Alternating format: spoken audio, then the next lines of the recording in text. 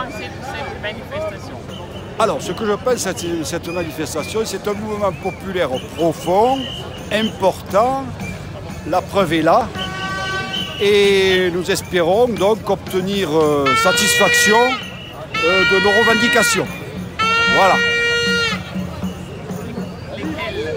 Alors lesquelles? Eh bien, écoutez, en priorité, il y a le référendum d'initiative citoyenne, c'est-à-dire ce qu'on demande finalement aux politiques en place, c'est de pouvoir permettre au peuple français de pouvoir s'exprimer entre les élections légales. Hein, voilà.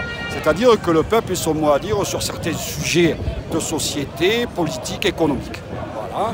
Ça, c'est une première revendication. Après, il y a aussi des revendications au niveau du pouvoir d'achat, des moyens de subsister dans la vie, parce qu'effectivement, les prélèvements sont de plus en plus nombreux, les salaires n'augmentent pas, nous avons des difficultés de plus en plus importantes à vivre au quotidien. Voilà. Et Macron, M. Macron?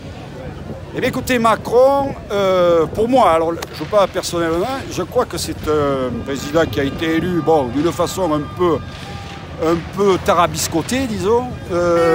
Il arrive à un moment où ce mouvement n'est pas, ne s'est pas créé par sa faute.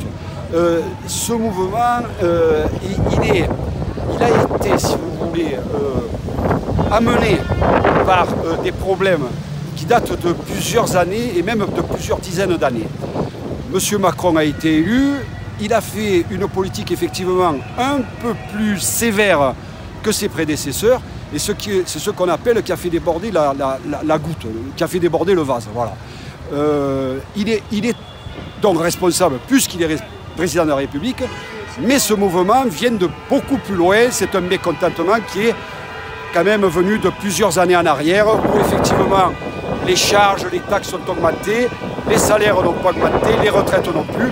Et maintenant, la couche qu'on appelait la classe moyenne est touchée. Et c'est pour ça que ce mouvement, disons, a émergé de la population.